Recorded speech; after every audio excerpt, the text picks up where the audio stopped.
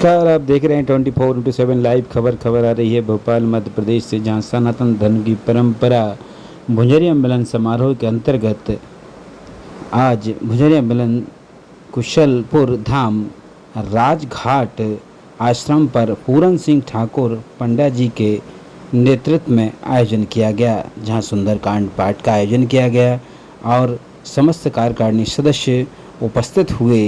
जिला अध्यक्ष पवन सीताराम मंडल। जय श्री राम।